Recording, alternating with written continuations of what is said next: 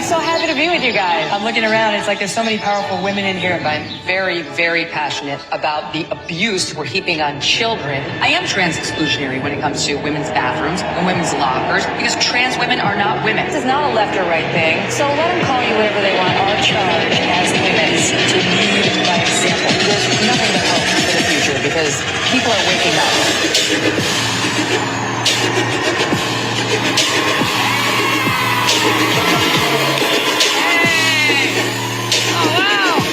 That's awesome. Thank you. Thank you so much. It's so great to see you all here. Right on. First of all, that was fascinating, right? I enjoyed that from backstage too. It's wonderful to see so many awesome, young, open-minded, possibly Republican women all in one spot. Living in New York and Connecticut, it happens very rarely for me, but I love you no matter what your partisan stripes. So I was talking to Charlie about what we should do today, and originally we were going to do like a Q&A, and I was like, you know what, given the actual like content, the actual audience is coming, I think I just want to go on my own. I don't normally like to do a speech because I find it boring, but I do have something I want to say to the young women of America, and it's important. The few things I want to say to you are important. All right, here's an unconventional way to begin. I want to read you a poem. And I love this poem, and I think it's the answer to all your problems. All of them. I got it from Dr. Ben Carson. When he ran for president back in 2015, he came on my show, and he told me about it. And it's in his book. And it's by Mamie White Miller. And it's called Yourself to Blame. Okay? Listen up. It's short. If things go bad for you and make you a bit ashamed, often you'll find out you have yourself to blame. Swiftly we turn to mischief, and then the bad luck came. Why do we fault others? We have ourselves to blame. Whatever happens to us, here's what we say. Had it not been for so-and-so, things wouldn't have gone that way. And if you are short of friends, I'll tell you what to do. Make an examination. The fault lies with you. You're the captain of your ship, so agree with the same. If you travel downward, you have yourself to blame. There, I've solved your problems. You remember that, you'll be good. You will be good. So what does it mean? Does it mean everything is actually your fault in life? No, it doesn't mean that. It means that is how you have to start thinking right away. That is a very healthy thought for you to carry in your mind, that you do have power over any given situation. Good, bad, or otherwise. You enabled it, you brought it into your life, and you can disable it and get it out of your life. It's another way of saying you manifest your own life, your own destiny, your own luck, which I don't believe in. There's no such thing as I have bad luck. Things happen to me. You did it. You made it happen. And the opportunity with any challenge is to stop and think about how. What is it that I did?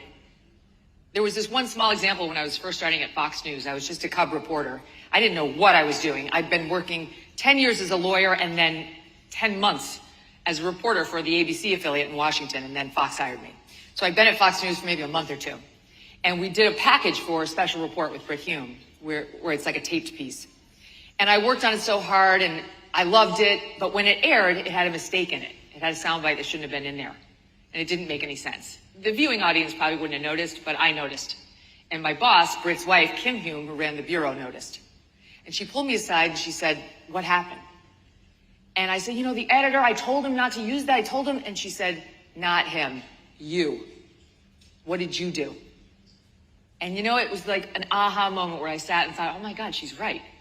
I should have budgeted better. I should have been in the edit bay. I should have watched him drop in the soundbite and made sure before it hit air that I had seen the package, so I knew it was excellent. I knew it was perfect. And I didn't. It was a question of time management for me. Not him, you. If you can just keep saying that to yourself, your life will get infinitesimally better like that. Not him, you. Not her, you. Not that guy. Not this boss. Not this competitor. You. You're the captain of your ship. More and more women need to remember that. It's not about self-flagellation. It's about taking responsibility. All right, number 2. Don't be a diva. All right? 9 times out of 10, you haven't earned the right. Go into any workplace, whether it's one you own or one you want to own someday, and be humble and work hard, and no job is beneath you. Empty the trash cans. Volunteer to do the weekend shifts. Don't leave before your boss. Volunteer to work on Christmas. You won't have to do it forever, just when you're young. If you want to run the company someday, that's what you're going to have to do. Don't complain. Your job is to make your boss's life better, not yours. No one cares about you. Literally nobody cares about you at the office. They don't care about your problems. They don't care about what you don't like. They care about themselves. So the way you get ahead, because you do care about you, is to make their life better and to make the company better. And that is how you shine, right? Don't be a diva at work and set high standards for yourself. While we're on that, can I just say, this group doesn't seem to have this problem, but take pride in your appearance. Honestly. I look at, let's just say, like, college campuses these days, and I think, oh my God, what's going on? People respond better to someone who presents in a tidy, professional way, okay? Be one of those people. Wear a little makeup. Wear a nice dress. Like, brush your hair in the morning. Just make a little effort. I'm sorry, but I was watching some of those protests, and on the Columbia campus where they overtook that one building, I had concerns about what I was seeing. Courage. How do you get to be courageous? How do you have these big moments where you hold your own and you don't lose your dignity and you're able to have a presence in the face of a big challenge? Practice. That's the only way. Practice. And so courage comes in small doses for everyone, male, female, doesn't matter. And what does that mean for you? You're not going to have big moments where, Vladimir Putin is challenging you right, tomorrow. But you will have a moment where something's getting in your craw. Or somebody got after you a little, or somebody did something you didn't like, or somebody is in your life who you have a problem with, and you have to be the one to say something. Those are the little building blocks to forming real courage and showing real bravery when something big does happen to you. And if something big does happen to you and you haven't practiced this, it's not going to go well for you. So you must practice. It could be, as you get a little older, a teacher at your kid's school who does something out of line. And this is someone you don't want to alienate because it's your kid's teacher, right? You don't want them to take it out on your kid, but sometimes you must. It could be a dicey issue, right? Like take the gender insanity. I don't want to talk about it. It's the one thing you can get really in trouble for, you can get canceled for. Well, what if you did? What if you said, what's real, and you took it on, and then suddenly everybody in the room started agreeing with you, instead of these people who are trying to censor you and bully you out of what you know is a real fact-based opinion. So you have to practice it, and you have to do it in every opportunity you can see. Practice your bravery and run toward the danger. No safe spaces. They're the most dangerous thing in America. Hell no. Safe spaces it's a misnomer. That is where you learn to be a coward. That is where your muscles atrophy. The only way you are going to be a strong person who can handle the adversity that is 100% coming your way is to find the least safe spaces in America and run into them. Right? That's it. Now, when you go into the workplace, you are a woman, but you are more of a worker.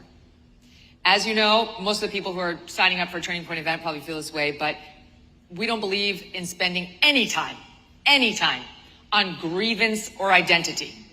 The fact that you happen to have a lady part, plural, does not make you a better worker or entitled to anything special, and it actually could potentially bring additional problems your way in some cases. Too bad. Who cares? Whatever. That's life. Move on. Spend zero time thinking about how unfair things might be for you. And just do better. Work harder. Do a better job. Outshine everybody. Back to point one. That's it. That's the answer. That is the way forward. Now, this is not to say that you should lose what makes you a woman. And I really think that one of the problems I see with young people today, young women in particular, is they think they need to be a girl boss. Right? Well, what's that? That kind of sounds like a bitch.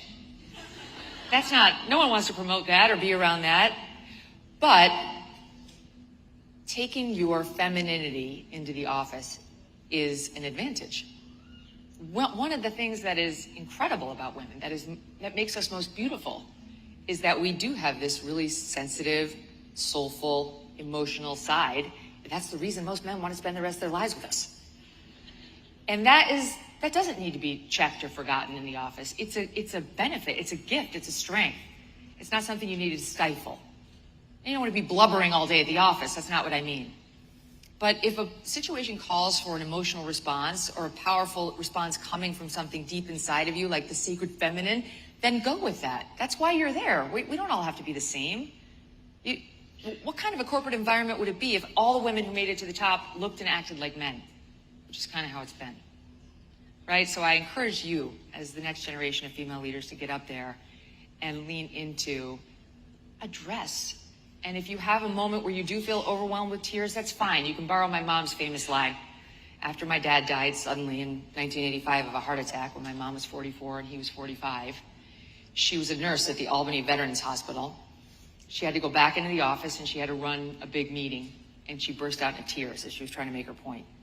And my mom, through her tears, looked at the guys, all men, around the table and said, "These tears are not about you. They're about my husband.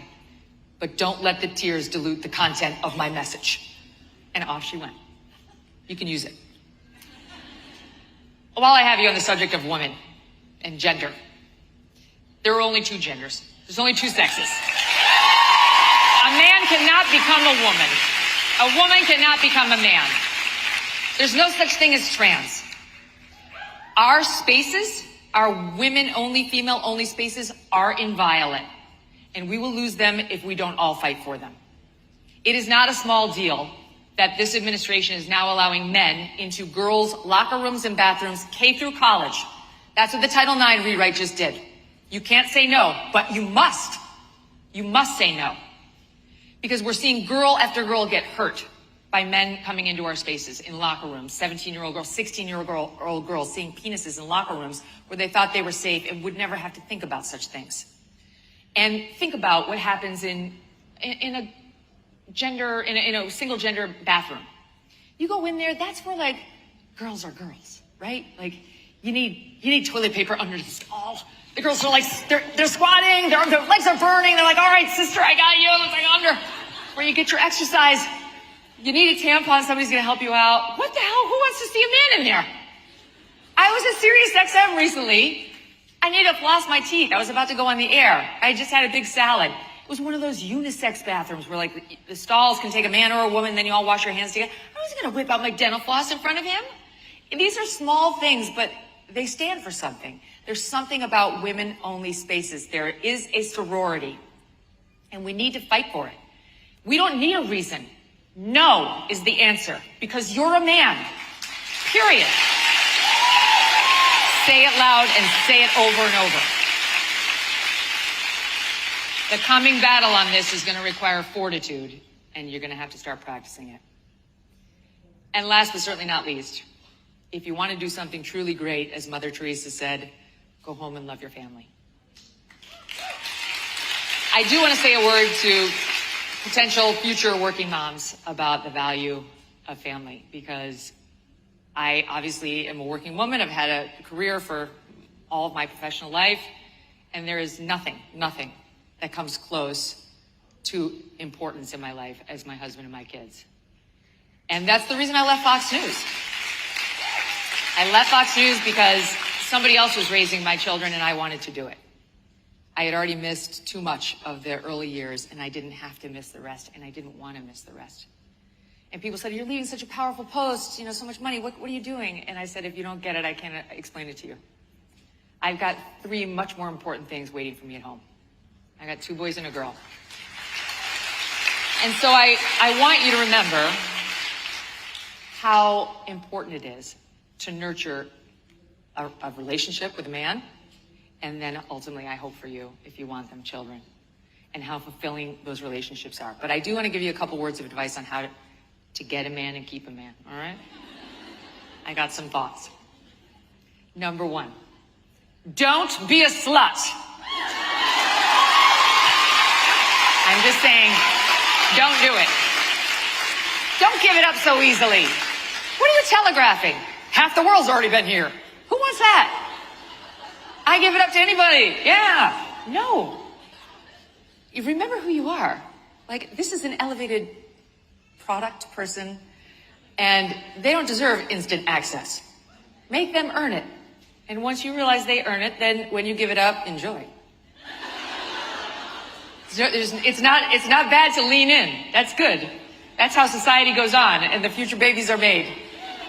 And while I have you, I know there's a big push against birth control right now, but I love birth control. Let me work and have a full, wonderful career while staving off children until I wanted them. So don't be a slut. Don't be needy. Do not be needy. He is not the solution to your problems. You are the solution to your problems. Right? You're the captain of your ship.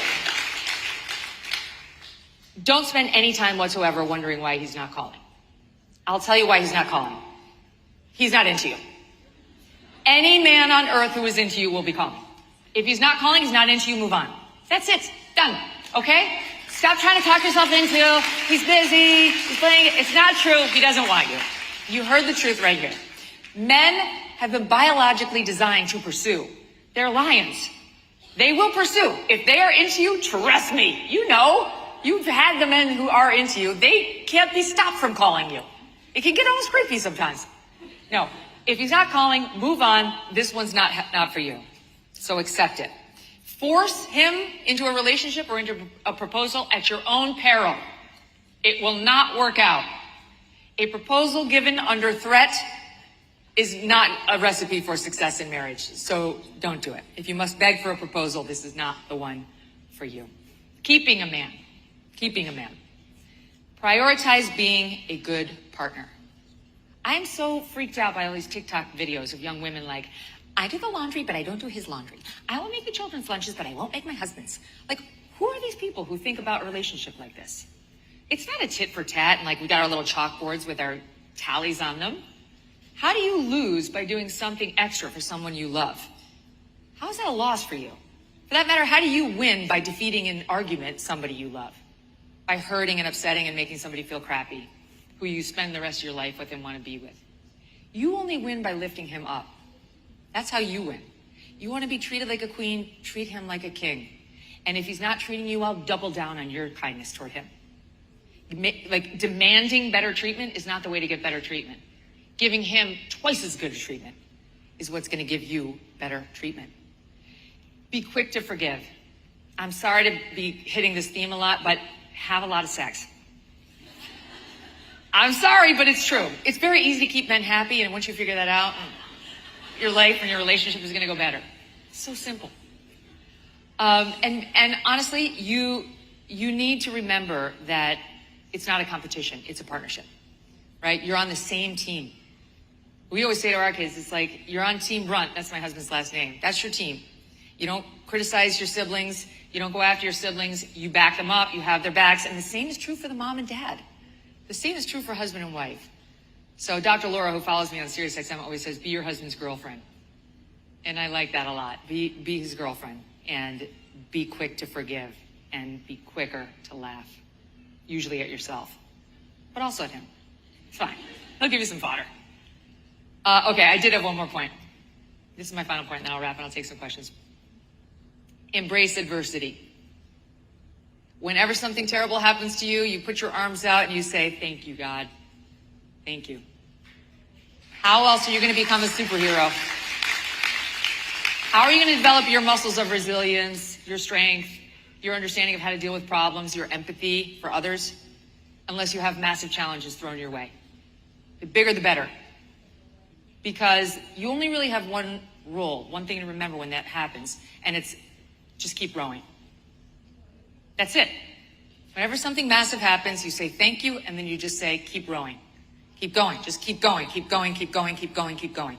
And then another massive thing will happen, another one will happen, another. And if you just keep going, you just stay upright, you keep doing the things you're doing, going to your job, being good to your husband, being a good wife, doing the things, taking the shower every day.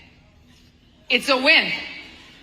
You will develop strength and resilience, and you will be able to handle any problem that comes your way as long as you learn, right? You have to learn from the experience. You keep loving people. You keep trusting them, even if you've been burned. maybe not that exact person, but people in general, and keep taking risks, big and small, and pray to God that you fail. The failures are gifts from God too. You'll learn so much more from them. It really is true. You take the big risks, take the big failures, take it with a smile, and thank God for the many gifts that I'm sure you're all entitled to getting soon. Thank you. Those are the things I needed to share.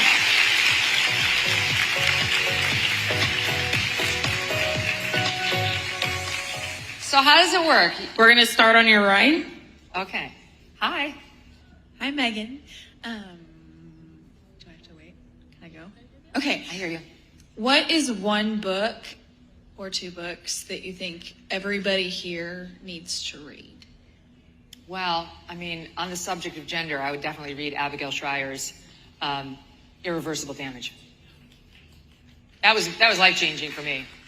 And she really lays out how it's a social contagion, what's happening with our young girls in particular. I also really like, just not for nothing, but on the theme of today's remarks, Anna Quinlan's Short Guide to a Happy Life. Simple, and it's uplifting. It'll make you feel good about your odds here on this earth. So one's kind of harsh and political, and one's happy and ethereal. Thank you. To your left. Hi, Megyn Kelly. Hi. My name is Sydney Gilliland. I'm a huge fan of yours. I listen to your podcast every week. And actually, going into this, I actually listen to your podcast while I work. I'm not going to say where I work, but I do work at a gym, and I work inside of a locker room. And I, thank God, have not had the experience, but I am worrisome of the experience to one day walk into work and have a man in there. And I just want to ask your advice. What is the most professional way I should react to that sort of situation? What state are you in? Arizona. Has the law been changed such that you must allow, or your company policy? No, the place I work is normally known for being quite conservative, but I've heard horror stories in my state and even around the country of people being fired for speaking up for certain things like that. Look, I know this is easy for me to say because I'm financially secure, but take the L. Take the firing. I talk to college students about this all the time. We say, like, should I write the perfect essay to get the A from the woke teacher about stuff I don't believe? Go along to get along, and then I can be my real self when I graduate, or should I stand my ground and say how I actually feel? Well, you know, based on what I just said, how I feel. Why would you pretend you're something other than you are to get the approval of some stranger at one of these loser universities? You should, if this were me, I would probably turn on record on my iPhone and make sure I had a record of this professor saying something leftist to me. And then when I went in to apply for my real job, in any corporation in America, I would say, this is why I got that D. It's my proudest grade on my report card. Play. Like, you have to lean into your values at all times, not just when you're, in your private life. So if it were me, I would say, sir, with respect, you're not allowed in there. The men's room is over there, or if you have a unisex facility or like a whatever changing room he can go to, then do it. And you can say, if you choose not to do it, I will get my manager, but you're not allowed in there. And then proceed with caution, because you never know what you're going to get. Like keep it professional. The trans activists can be a vicious crowd, but it tends to be with words, not in all cases. But I would stand up for the women who are going to be there and going to be too afraid to say anything. Good luck. Oh, okay.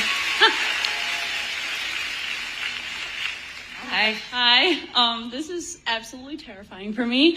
So This is good. don't mind me shaking horribly. You're building courage. Thank you. Hi, Mom. I know you're watching this. Thank you for helping me to become a leader in my society, or wanting to become one, and having a voice for all these people here.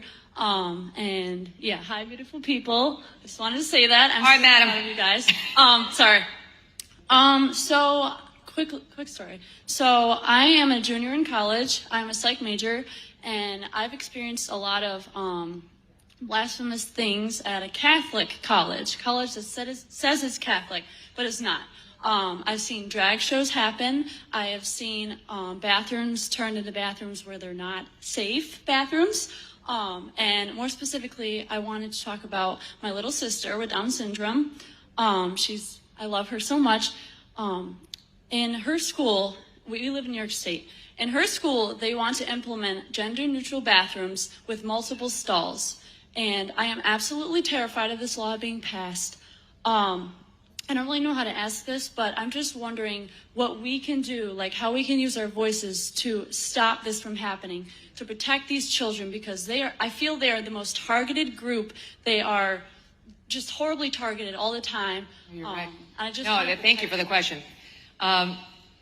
There's no better way of getting active than calling your local lawmakers, your local congressman, your local legislator, and your federal congressman in your district, and figure out who sits on the committees, both locally and at the federal level, and call them incessantly. And then get all your friends to call them incessantly.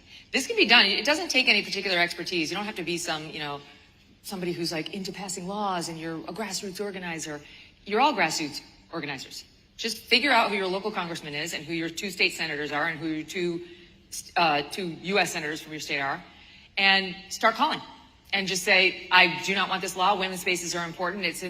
All these single-sex bathrooms were created for the safety of women. The vast majority of violence that happens in restrooms is by men against women. The vast majority of sexual assaults that happen in the United States are by men against women. We're talking 97%. We actually are in danger in these spaces if we allow men in there. And they absolutely will be taken advantage of by biological men with no gender confusion who are just criminals. It's 100% happening and going to continue happening, so you have a very solid ground to object. Thank you. Hi, Megyn. Hi. My name's Esther. I just wanted to know how you keep your work and everything you have to do organized. Oh, well, I have a woman named Abigail Finan who organizes my whole life. She's been with me for 15 years. I got her when I got my son. I had my first child, and I hired Abby, and she's got more of the executive management skills. You know what I'm saying? Get yourself an Abby. Make enough money that you can get yourself an Abby. But until then, there's the iPhone and the day planner if you must. That's how I do it. All right, this is going to be the last question. Hi. Hi. My name is Micah, and I'm actually a journalism major, and so I really admire what you did at Fox News. And I was wondering, because I go to a Christian university, but I have had professors in my school tell me to back away from my Christian views. They've told me to stop attending Turning Point meetings. And they've told me to kind of distance myself from all of these things because they said it's a threat to my potential career as a journalist because it's biased. So I was wondering how you balanced being such a well-spoken Christian conservative woman with defined values and how you kind of worked that into your place in the workplace. This is a weird sentence, but I'm pro-cancel culture in this way. Like, cancel culture has a way of separating you out from a herd in which you did not belong, right? And if you speak up, you stick to your Christian values and you say what you really think, and somehow you pay a penalty for it at your university or when you're trying to apply for journalism jobs, then that will be an appropriate natural consequence of what you feel and what's important to you. And then you will be necessarily redirected to a place that doesn't find those views offensive and who appreciates you for who you are and what you actually believe. There is no future in pretending that you're a wolf in sheep's clothing, right? That you're an actual sheep when you're actually a wolf in sheep's clothing, right? There's no future in that. You're going to get in there, and how long will you have to pretend? So, what's going to happen? You'll get a job at the New York Times, at MSNBC, and you can pretend you're fine writing all the articles they want you to write on abortion and life issues and trans issues and all of it. And so you're going to write things that you don't believe. You're going to promote causes you don't believe in. You're going to write all about how abortion is a totally fine choice and it's not killing and they should be able to have it all the way through the 9th month. And you're going to go home at night and you're going to feel sick to your stomach about who you're becoming and what you're supporting because it's not consistent with who you are. And by the way, this goes for everybody else who just chooses to stay silent about these issues that you have strong feelings about, but you're afraid. It's not to say you have to all go blow up your lives, right? I know a lot of guys who are in these big banks in New York, and if they take these positions, they really will lose huge careers where a lot of people depend on them, and I understand that. But there are other ways. You can donate to some of these groups like the Independent Women's Forum who are fighting these battles. But somebody like you who's just starting her career out, you really do have to make a choice.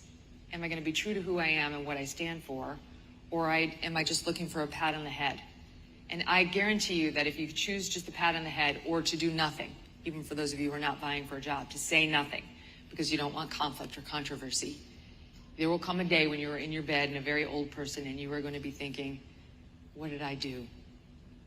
Well, at least I never had conflict. And you're going to be looking at the world thinking, how did I participate in leaving it like this? Why didn't I fight? Why didn't I try harder? So I urge you not to be one of those people. Fight. Thank you so much. All right, guys, that's it for me. Thank you so much. I hope I see you again. Much love. Good luck.